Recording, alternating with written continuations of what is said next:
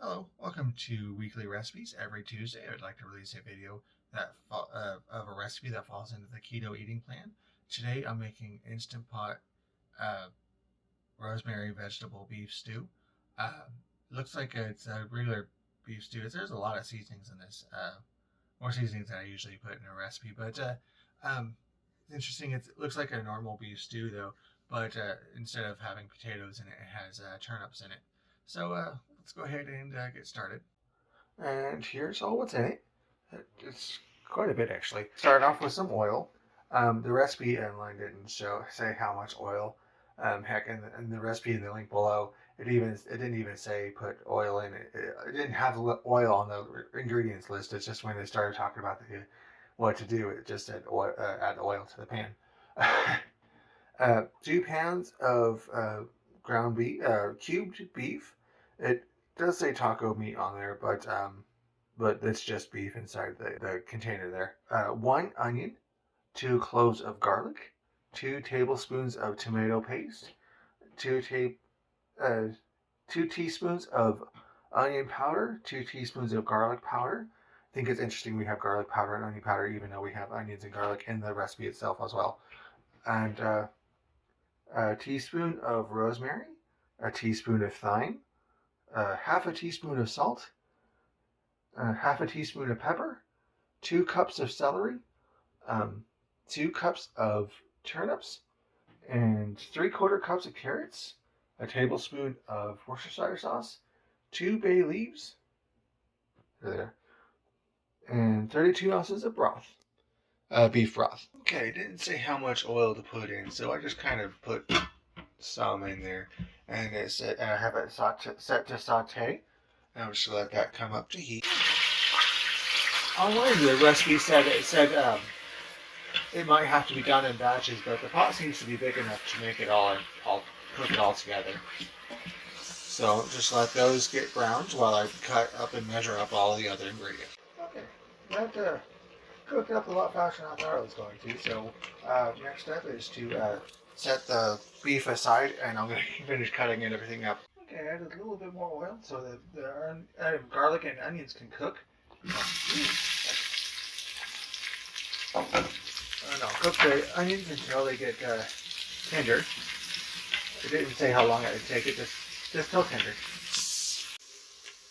Okay, looks like they're about done.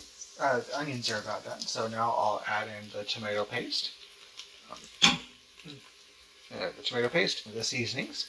Just dump those all in. And it says to stir until smooth, so I'll get all the tomato paste mixed up into there. It says stir until smooth, but it still looks pretty lumpy to me.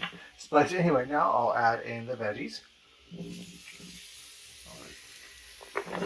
Carrots, celery, turnips. I gotta say, the turnips were hard to cut. I don't know if the turnips I got were ripe all the way through, or done processing, or whatever, or it's just really tough to cut turnips. And then I'll now add in the Worcestershire sauce. And then the beef. Then beef broth. Okay, got everything in there, and I'll get all that mixed up. It really does look like a regular potato beef stew, except for just turnips instead of potatoes. So maybe that's the trick. But yeah, now that I got that pretty mixed up, I'll put the lid on,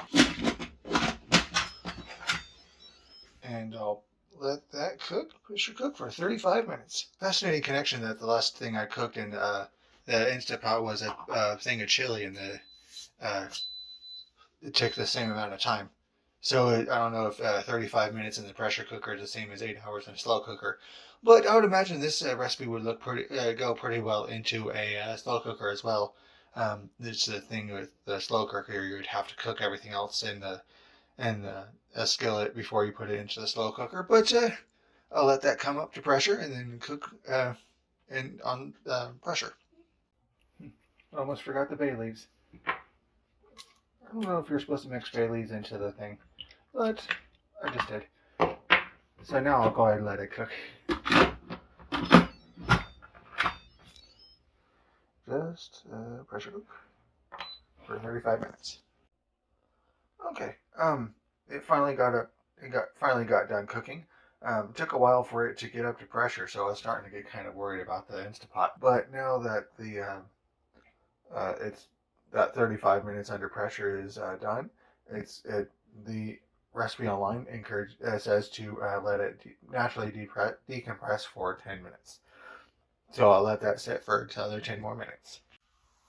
Okay, it's been 10 minutes now, so I'll go ahead and let it depressurize, let it sit. It's taking a while to depressurize. It must have built up quite a bit of pressure in there. Okay, and there's the finished product. Um, yeah, that's pretty beef stew. Let me get it all dished out. It makes 8 servings, so I'll get those all served out into the bowls here and put them up in the freezer. And there's the finished product. Um, Kind of interesting to try something new with turnips.